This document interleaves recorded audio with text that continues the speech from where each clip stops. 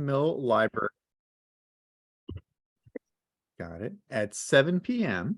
And so we're going to have a panel discussion around that topic. Part of our Let's Talk series, we're going to talk about the benefits of a local climate action plan, a forum for Henrico citizens. And so at 7 o'clock on the 13th at Libby Mill, I'm going to be moderating the panel conversation. We're going to have several great panelists, Damian Pitt, who's the Associate Director of Policy and Community Engagement for the Institute of Sustainable Energy. You can see them here.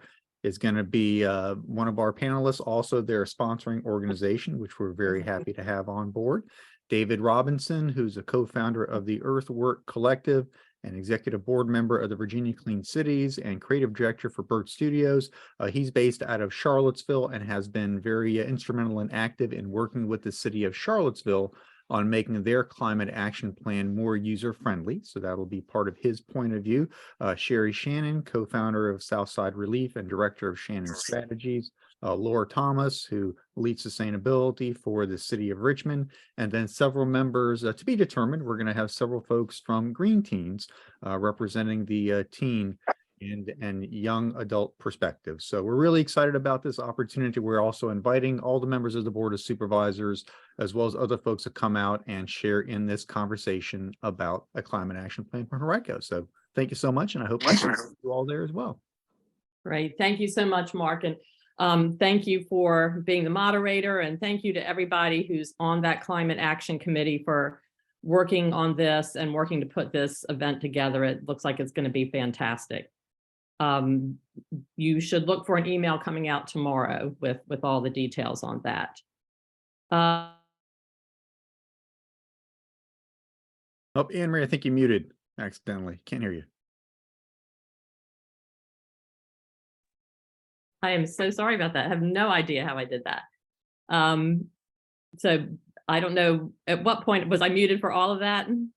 Just after you said you'll be getting an email tomorrow, right? Oh, okay, great. Wow, that is really weird.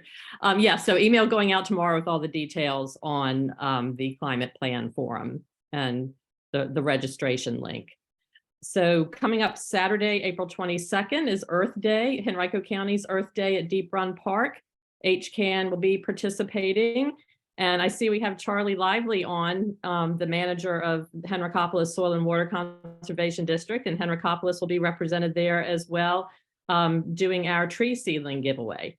And I believe that the, Lynn, correct me if I'm wrong, but I think our Climate Action Committee will be specifically representing HCAN at that event. Is that correct? That is correct, yeah. Okay. Fantastic. Then let's see, our next bi-monthly meeting, we've moved to our bi-monthly meeting schedule in 2023. Our next meeting will be Tuesday, May 16th on Zoom as always, and our focus will be on the comprehensive plan.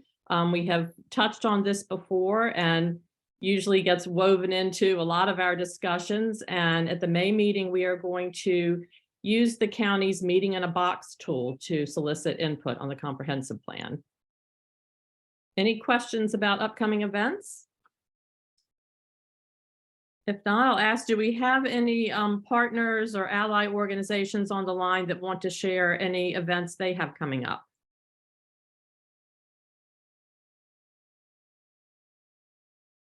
Nobody? All right. Well, then we will just move right into our feature presentation tonight. We are very excited to have HCAN's own John Montgomery of Fleur de Lis Farms talking to us about the importance of agriculture. And John, I will turn it over to you to let you tell everybody a little bit more about yourself and about your topic tonight.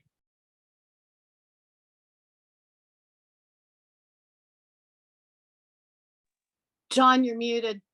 Yeah. So good evening to everyone, and just give me a stand with me for a moment here as I'm navigating over to share my screen again.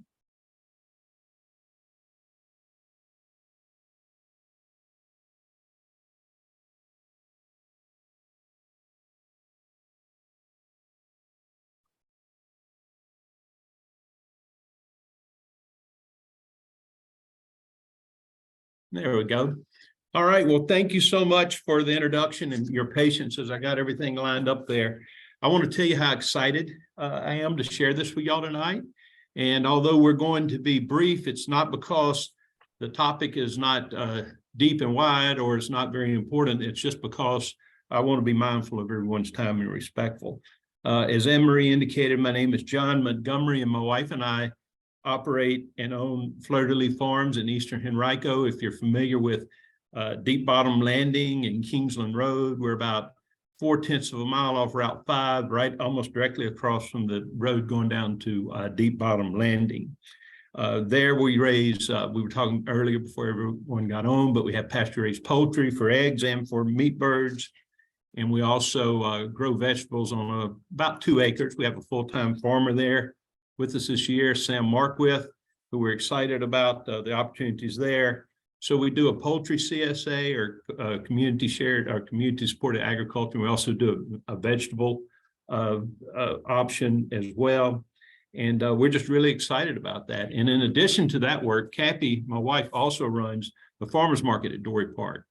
And so the market will begin its 6th year, and it's been grown substantially and at a steady rate, kind of like a garden. Each year it's gotten bigger and better and with more variety. And so we're excited about this 6th year as well, and hope you'll come out and see us sometime. We have a lot of fun events.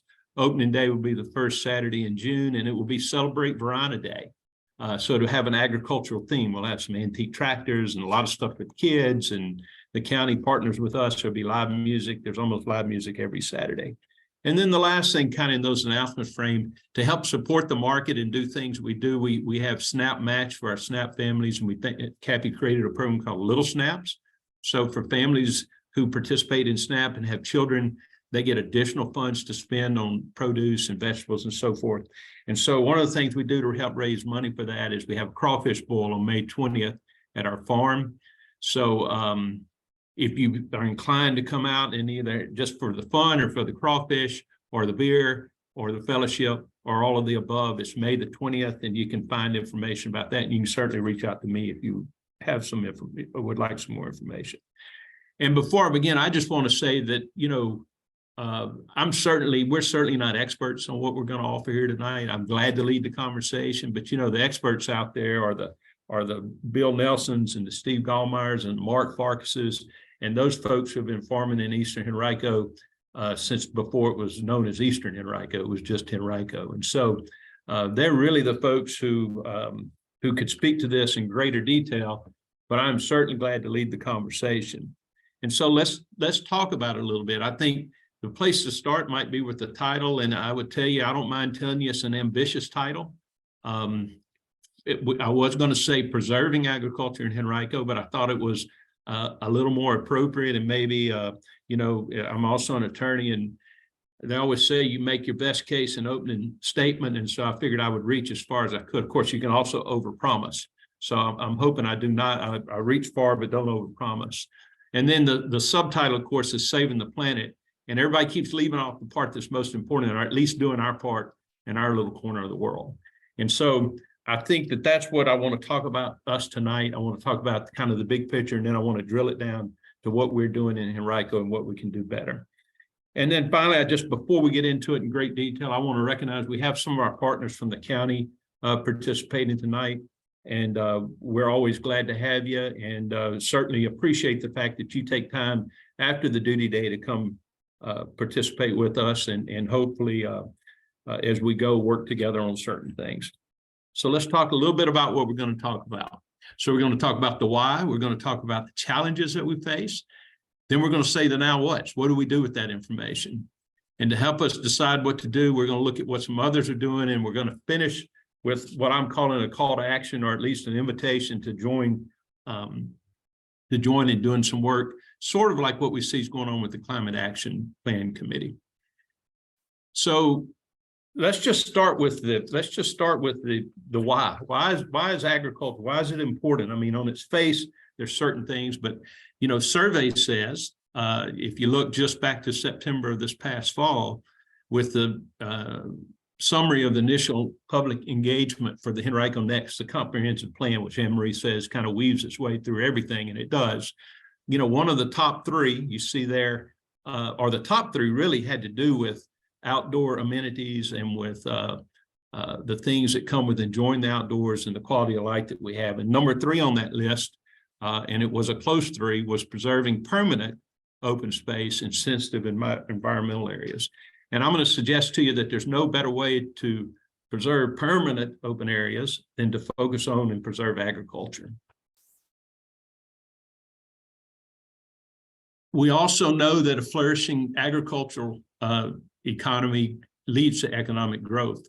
We know that from a common sense standpoint, but we also know it because if you look to the existing comprehensive plan from the county, number 17 under the vision, goals, and objectives and economic objectives demonstrates the county's commitment to support the viability and efficiency and productivity of our agricultural resources, not just for today, but for the future.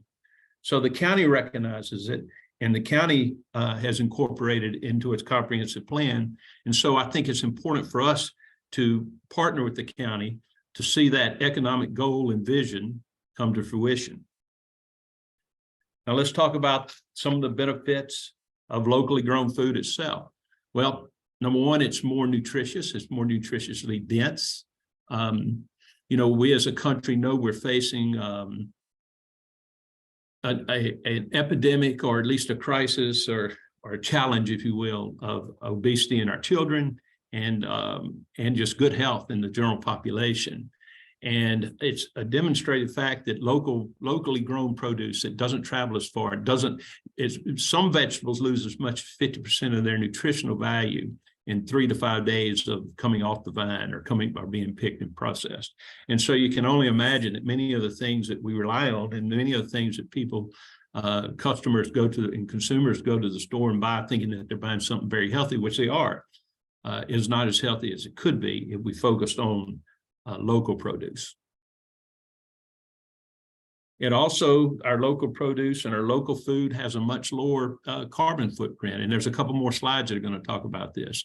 But one of the things that I discovered in preparing for tonight was there's a lot of information, but one thing that was very consistent was those commodities, those things that require that they're chilled and are refrigerated, or at least kept cool during their transportation and when they're brought to market, that those particular things can have as much as 50% of their footprint, of their carbon emission, of their carbon footprint, can be caused simply by the transportation part of things. So if you can eliminate how far something has to travel, you can certainly eliminate a portion of that carbon footprint.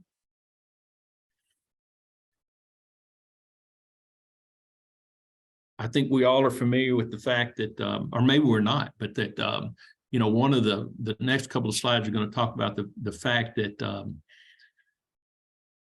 there's hardly anything better that we can do to address, and the climate change group next week will talk about this, I'm sure, that we can address, than to have healthy soils, because our soils have the ability through, we all are familiar with photosynthesis, but the ability to capture carbon dioxide and return it back into the form of carbon into the soil. And there's certain practices that, and this is not just a market gardener practice, but these are actual practices. These are practices that our commodity farmers do as well, who are farming big, large fields. They do more cover cropping and less tilling than they did possibly in the past. And then here's just two kind of wow factors, I think, that I wanted to share with you about the ability. I'm going to give you a second to read those two things.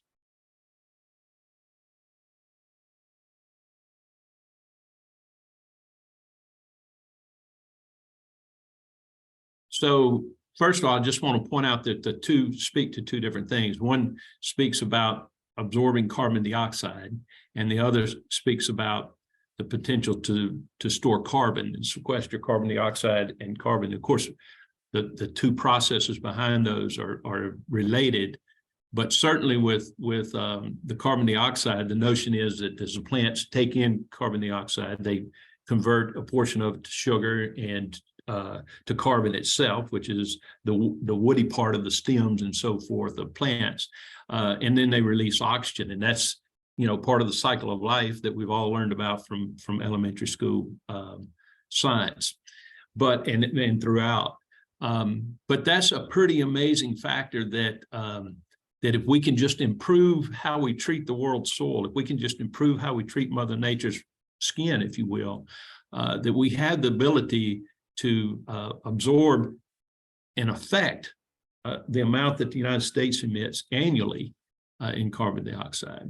And then beyond that, if you look just at carbon, so you're taking carbon dioxide out of the air, going to store it in the soil. And then when you do, you're storing the carbon itself. And the plants do that primarily by the fact that they convert it into roots and stems and into some of the sugars that are in the soil. And then those are left in the soil. And so the agricultural world is becoming more and more attuned and aware that a covered field is a healthy field.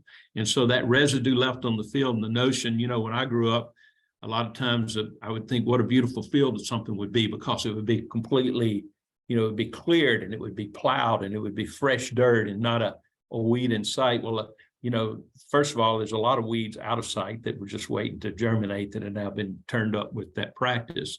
But also the carbon that is being released that otherwise would have been captured in the soil, which also goes unseen, but certainly has an impact. And I listened to a podcast not so long ago, and I tried to find it so I could get the actual facts. But what the gentleman was saying, and he was a traditional farmer who had converted to more no-till practices and cover crop practices. And he indicated that if you looked at satellite imagery over the Midwest of the United States and measured, they're able to measure the emission of carbon into the air, that it corresponds almost directly with when plowing occurred in those areas. So entire states would just be covered with a carbon vapor, if you will, that would show up on satellite. And so he was able to demonstrate with time lapses year by year by year that as more and more of those conventional farmers went to less and less tillage, that they were reducing and releasing less and less carbon into the air, which of course is essential to life and to our getting a handle on the greenhouse gases and all of the things that are threatening. So what is the challenge? The practices are certainly a challenge, and those can be addressed on an individual farmer basis, on a systemic basis, and they can be incentivized. But what is the challenge with how we're able to continue? There's no doubt we have more people on the planet. We have more people in the United States. We have more people in Virginia, and certainly more people in Henrico, and everybody needs a place to live. And there's no denying that, and no one's trying to deny it. But at the same time, we have a threat as more and more of our prime agriculture land, not just open space. And I want us to move away from the notion that open space and green space equals agriculture. All right, that's one of the challenges I think we need to face. But you can see that nationally, and this was taken from the American Farmland Trust.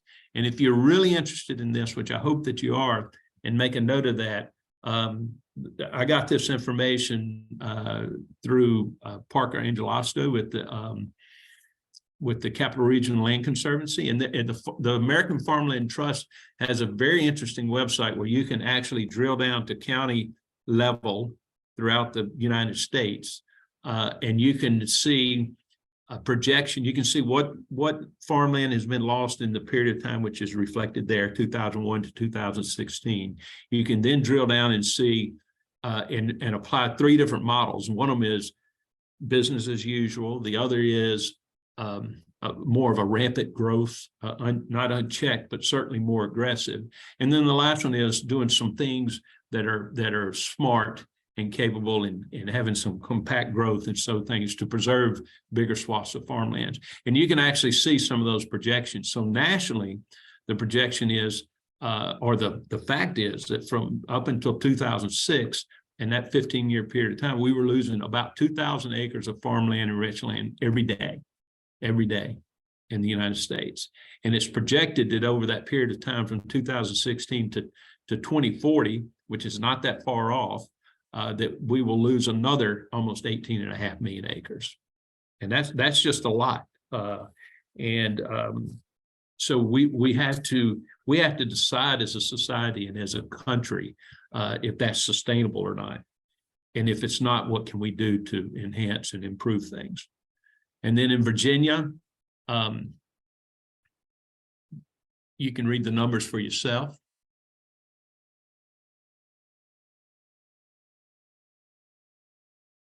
You see, again, it's very alarming. It's a rapid loss of what I think we all believe. And in fact, if you go back to the Henrico study, the very first thing we started with, that is one of the top 3 priorities for Henrico citizens is the permanent preservation of open space. And yet we know that in Virginia and in Henrico, that top 3, number 3 of the top 3, of which they all related to outdoor activities, is threatened and has a finite future if we don't take steps to do something about it. So it's a real challenge. And before we leave Henrico, I want you to look at this map for a moment, and let's see. I have a way. Is my pointer showing up somewhere? So I want to just orient you for a minute. You see, that's the James River. Of course, there's the city of Richmond. So this is Henrico that reaches around it. There's our boundary there's Mechanicsville, so that's Hanover. And then New Kent over here, and then this is down in eastern Henrico. Here is Interstate 64, 295. All right. So you see the dark green is our prime agriculture land. And that's not just open or woods, that's prime land within Henrico. And I want you to look now at our next slide. And this is taken from the Henrico Economic Development Authority's website. And this is what they identify as not as prime agricultural land, but as economic opportunity zones.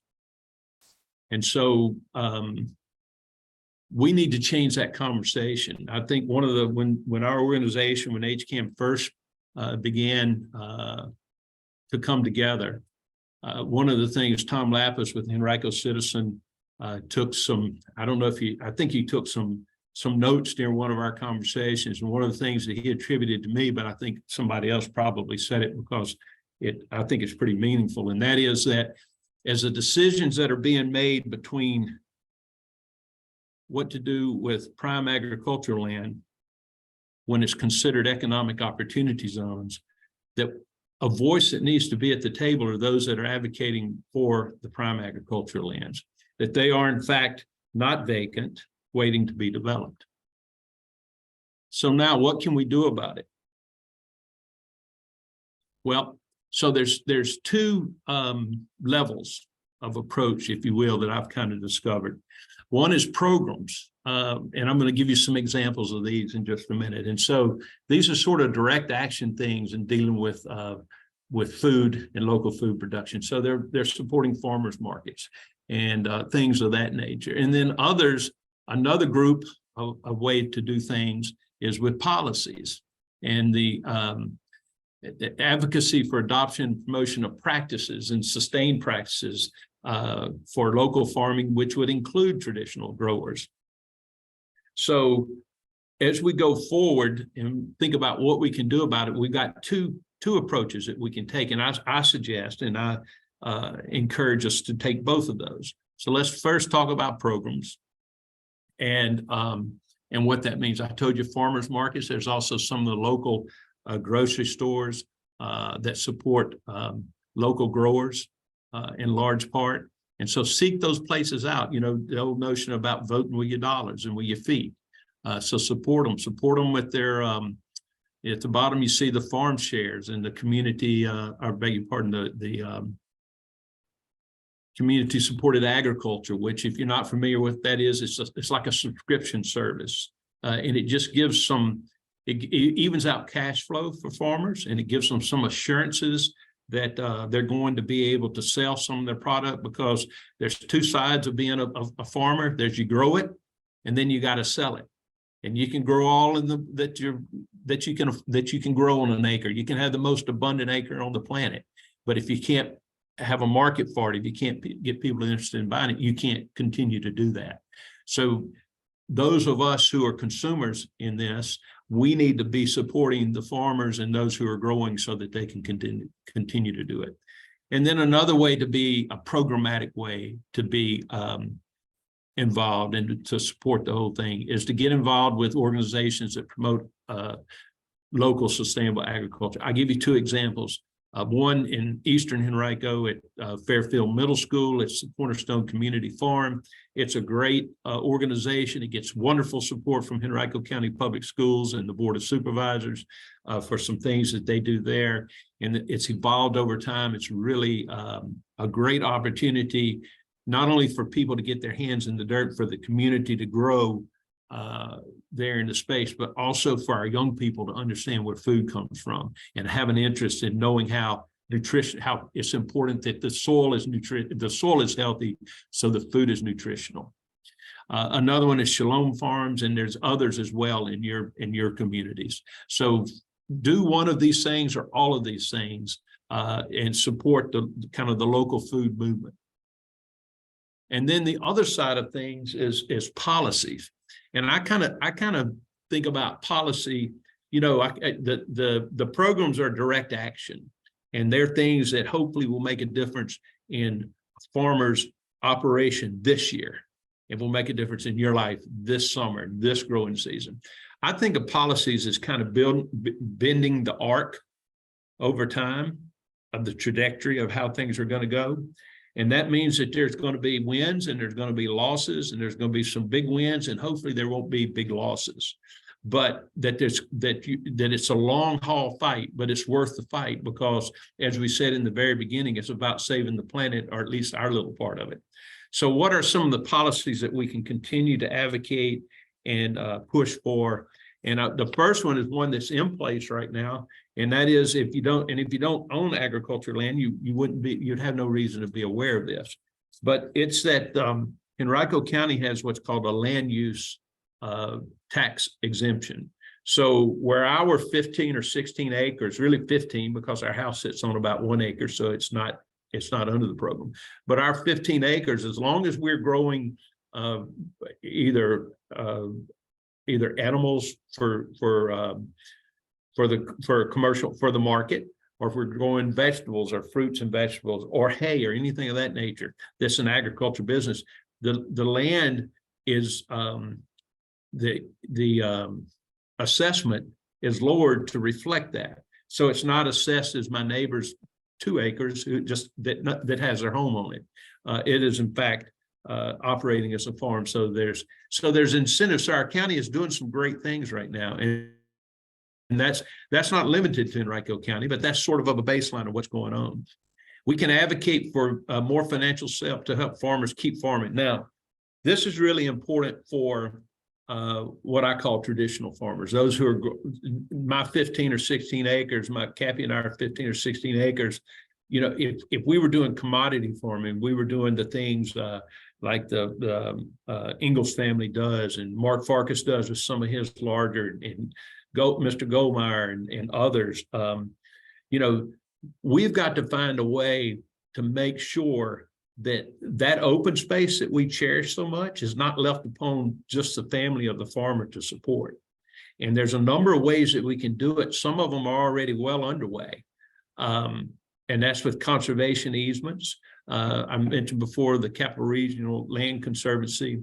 They can hold an easement. So one of our neighbors, not so long ago, Howard Everly, he didn't just place a conservation easement, he donated his almost 30-acre farm to the Capital Regional Land Conservancy. So it will be preserved forever, and it can be used for farming and agriculture, whether Mark Farkas, who's farming it now, or somebody else does. And in exchange for that, he was able to get state tax exempt write-offs, if you will.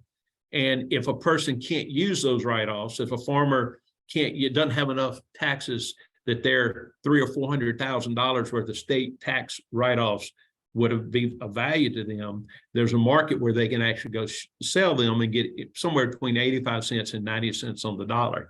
So you can take a piece of property. Let's just use a general case study. You can take a piece of property of 25 or 30 acres. The first thing you do is you say, all right, if it were to be put into a subdivision and you had to have an engineer and you had to pay the engineer to develop a subdivision on paper, so that I can get 15 or 18, 20 homes in here, whatever.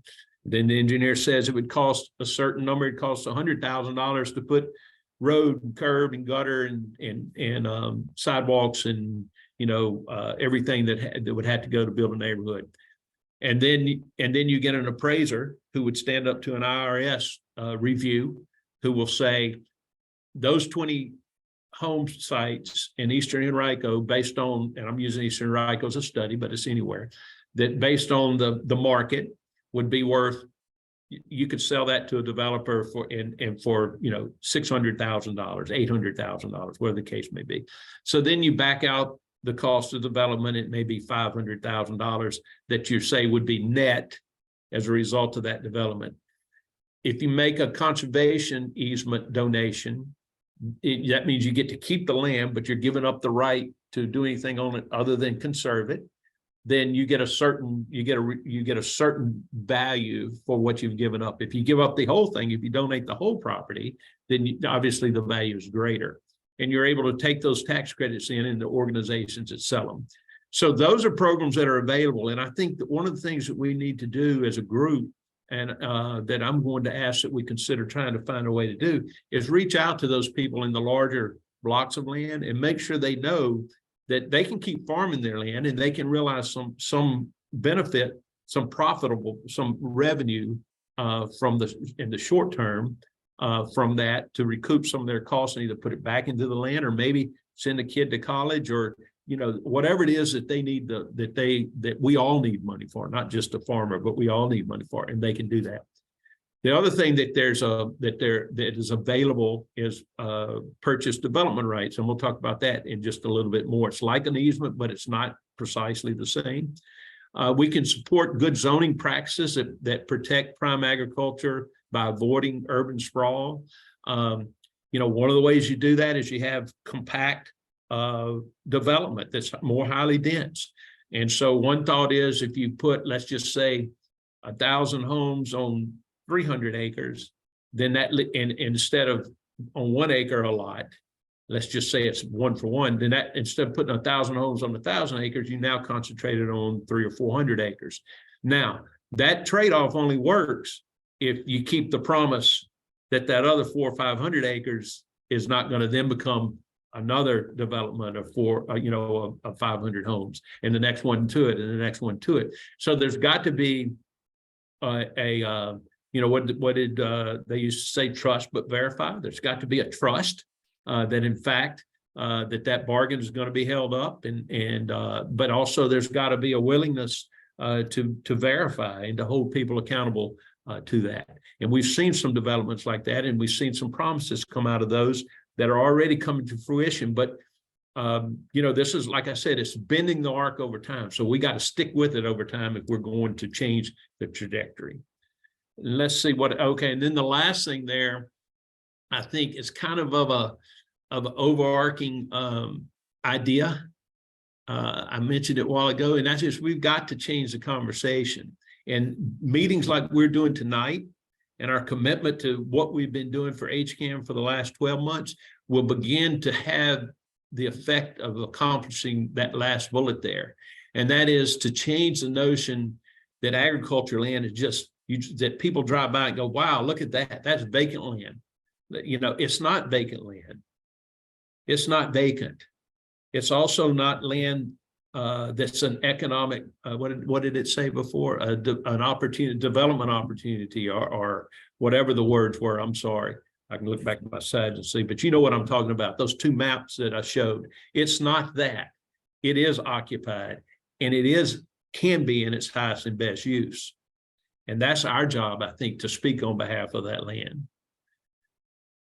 So what's going on out there? I alluded to it a little bit, you know, the old saying about you don't need to reinvent the wheel already exists. So what's going on? Well, in my research, I discovered a couple of things, a couple of really good examples. One of them is out in the Roanoke area. It's called LEAP. It's the Local Environmental Agriculture Project. And I'll give you a second to read the quote from their website. They're sort of their mission.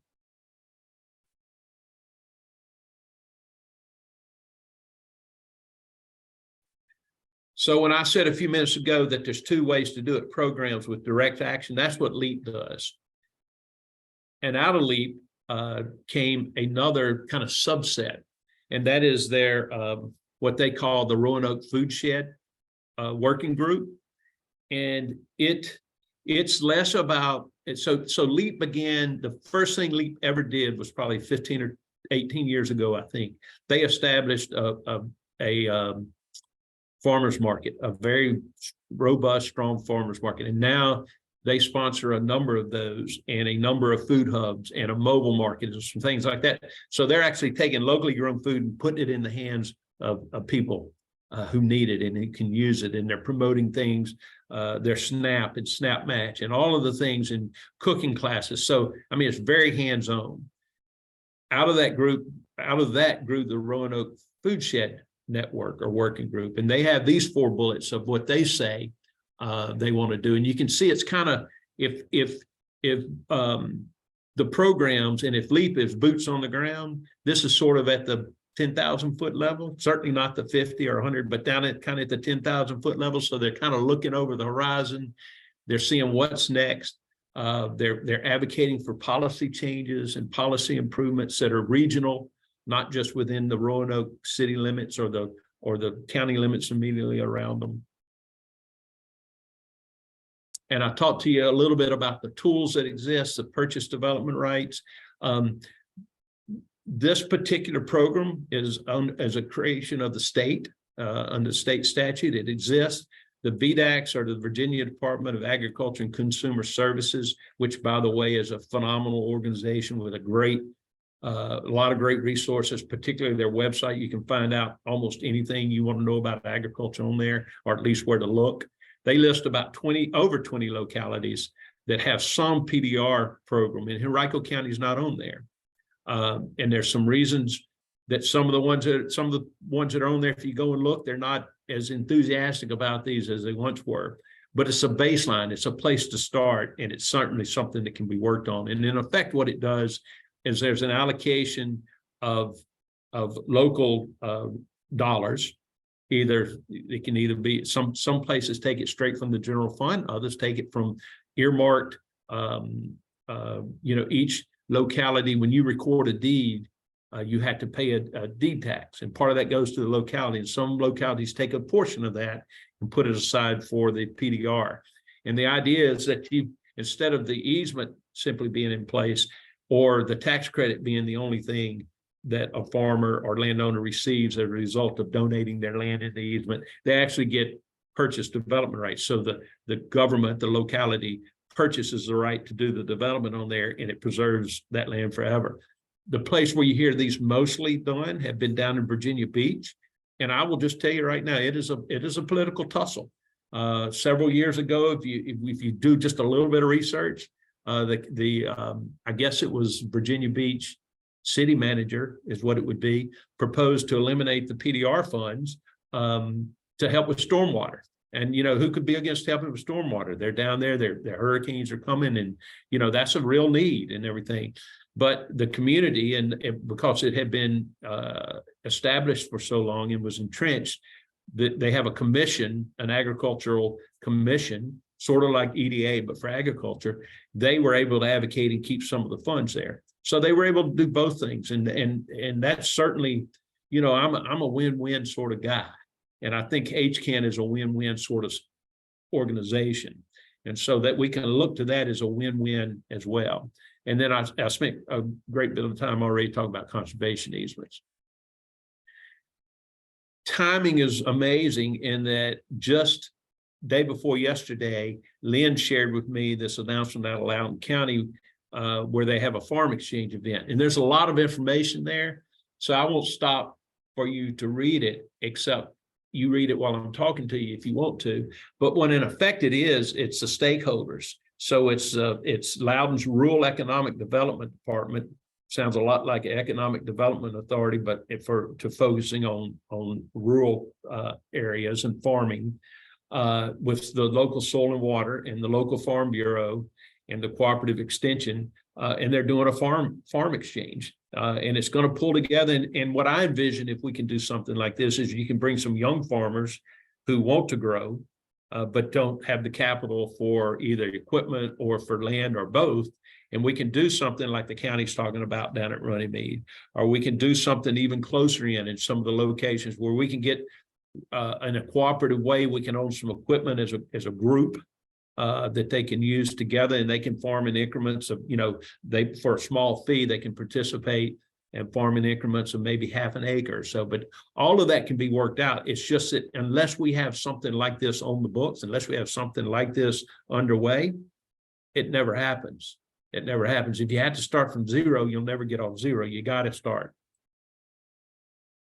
And so I've told you we would finish with a call to action. I hope I haven't worn you out with this, but this is the last slide. And next thing is my contact information. But these are the things, and on this first one right here, I want you to envision, if you will. Let me look at my notes for a second. So I want you to envision, if you will, the Climate Action Committee that's having their informational meeting next week that we talked about earlier. That's what we need. We need to establish an action committee that's studying agriculture, that's bringing people together to talk about it, that's talking about solutions. The more I research this, the more I realize I don't even know the questions, much less the answers. But I'm willing to get with a bunch of people that are interested in it and can do the research and get those people we talked about, the real champions that are already out there doing it, get them together, and let's figure out a way to make it work for existing farmers, and let's figure out a way to make it work for the local food movement as well, so that young people who want to get involved in farming have a chance to do so. We need to advocate for economic support for their traditional operations, to make sure that if they want to keep operating, that the fact that the land, one of the farmers the other night in zoning said that was his 401k, and I get that. I certainly get that. But we need to find a way for them to be able to take advantage of that sunk value in their property without taking it out of agriculture. And that's hard to do. But you know what? It's worth it too. If we're going to save the planet, even just our little corner, the hard work is worth doing. We got to change the terms. Prime agriculture needs to be equated with highest and best use. And then we got to form and promote a regional approach as well. So if you're as concerned and excited about this as I am, I hope that you will consider reaching out to us and to me and helping us find a way to begin to get together and have these conversations and begin to make a difference. Partner with the county. I mean, it's a perfect timing. I will share you one anecdote.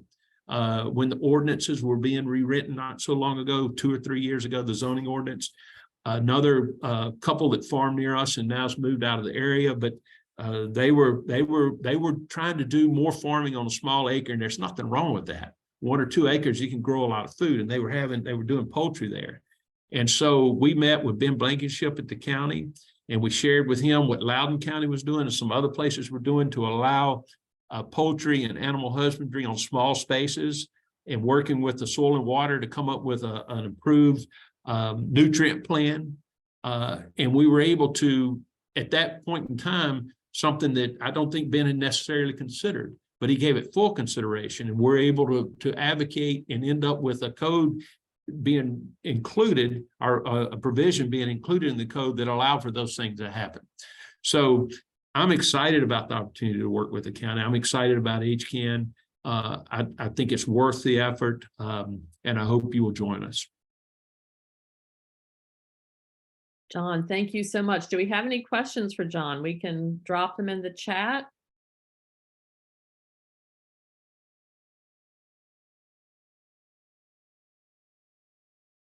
I see one comment. Bland put in there that Virginia Beach received federal funds for its PDR program this year.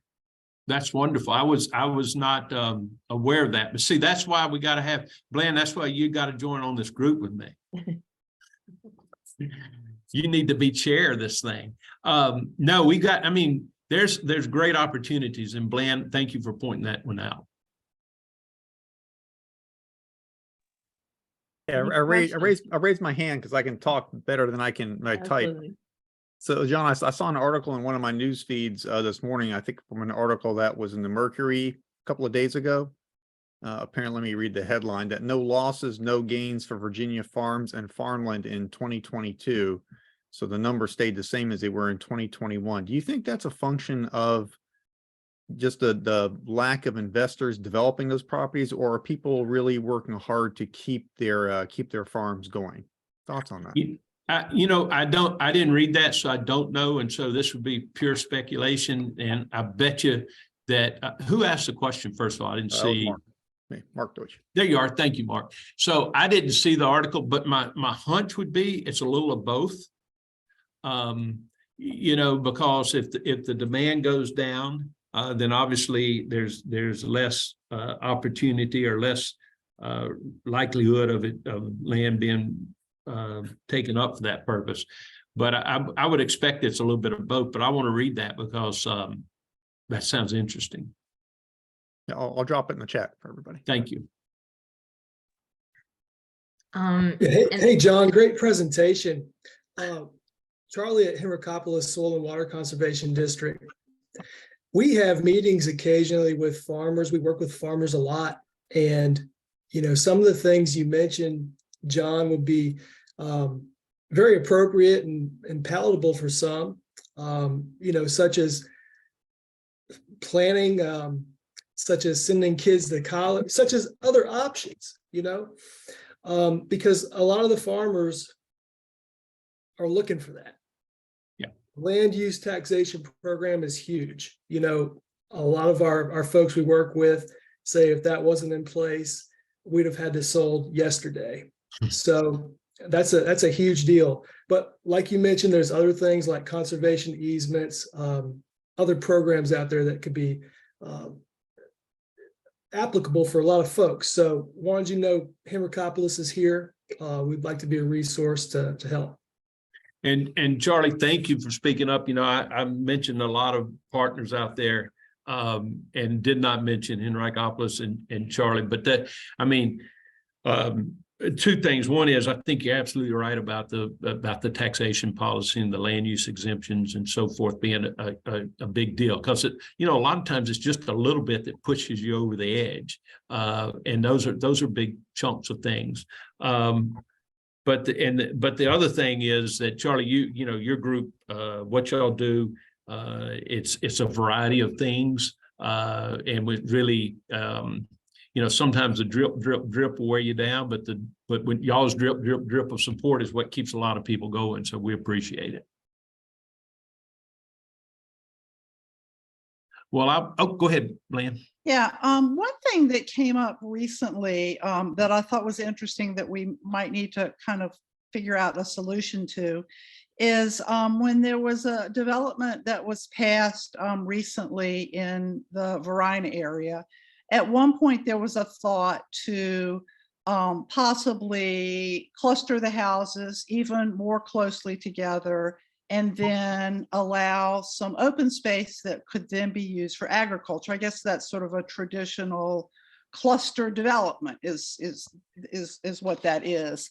But as I recall, there was some concern that the land that would have been put aside for possibly agricultural use would have fallen. It's sort of like, what do you do with the ownership of that land? Right. If that's falling under the HOA for that property doesn't want that, but necessarily, they're not used to managing some farmland on their property. So I don't have any answer, of course, but it's just something that somebody needs, Yeah. smarter No, I- heads than mine can come up with a solution for that. Well, I think you're dead on there, Glenn. I mean, if you look up at Chickahominy Falls, I think it is up in Hanover, that whole thing was established and money was set aside and the homeowners association or the owners, I'm not sure what the structure looks like. We probably should know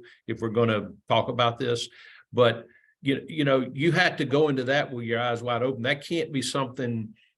Oh, she got it the way, I mean, if you think about it, it's kind of in the middle of this development. And everybody wants it to be agriculture, but what they really mean is they want it to be well-kept rows. And they don't, somebody was asking about when to rake their leaves and so forth. That's not what they're looking for, something that's, it's the easiest thing in the world is go down, throw some nitrogen along the way and green everything up real good. And you Right. have this, but that's not what is going to be sustainable. So, I don't know the answer to that. I know that was a projection and part of the conversation, but it never really became realistic because everybody's like, oh, that's great. Who's gonna farm it, sort of thing. But I think we can take the same notion and find some acreage like Reverend Nelson has proposed and the county has proposed out at Runnymede. I know there's some other conversations about some other possibilities as well. And, Aileen had a potluck at her house probably 3 years ago now, in which she had some young people that were interested in farming, and they're doing things. Those people, I want to say kids, but they're not. Those young adults are doing things, but they're kind of ad hoc. And so what you're suggesting, I think, is coming about it a little more structured. And I think Charlie can help us with that. And we can get some connections up with some existing farmers who are like the rest of us. They like to tell you about what they do and how long they've been doing it and the ways that what they've learned. And we can take advantage of those. But we got to answer that call to action. And that's one of the things we had to do. And get together and decide, what is going to be the first 3 things we're going to tackle and what's our timeline. And just like we got to do it, just like the Climate Action Committee is doing it. Yeah.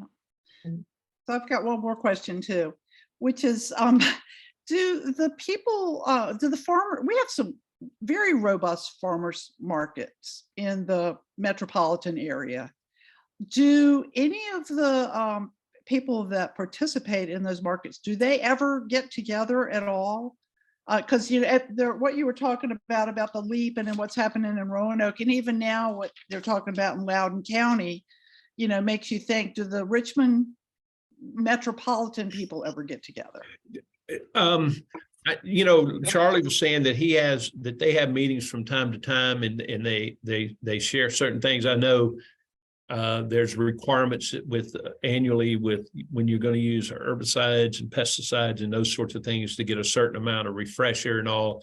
So, but I don't believe, to my knowledge, that there's anything like LEAP. I think that there's been some fits and starts along the way, but I'm not aware of anything. And if it is, I would love to piggyback on I'd love to get draft on them instead of, I hate to say it, breaking wind.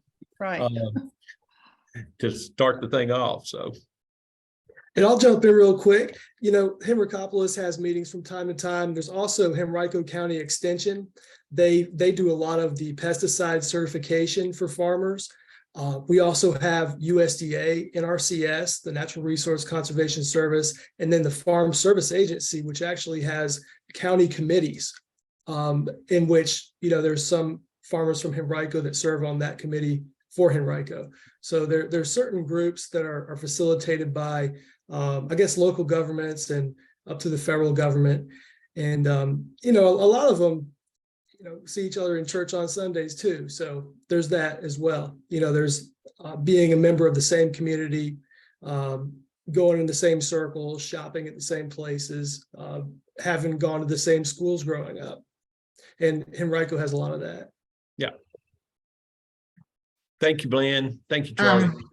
John, if I can just add to a very simple, quick action that residents in Henrico County can do, mentioning the change in the terms at a comprehensive plan level and order and zoning level that you mentioned in your presentation.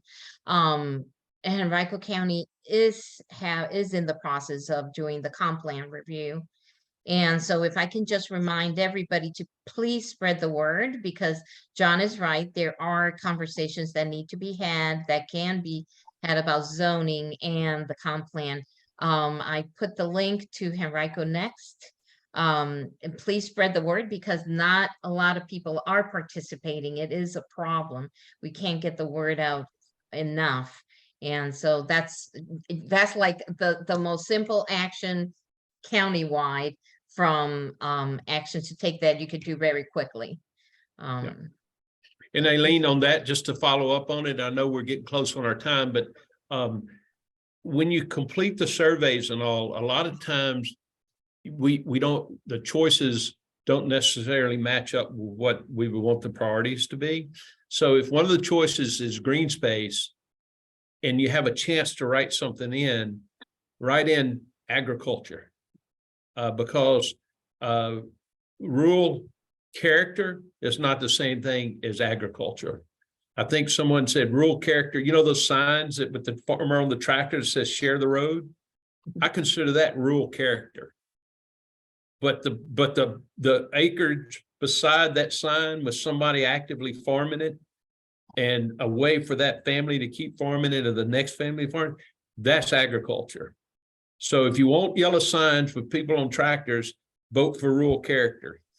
If you want agriculture, write in agriculture over and over again and say, I'm disappointed that agriculture is not a choice, but here, let me tell you what's important. It's okay.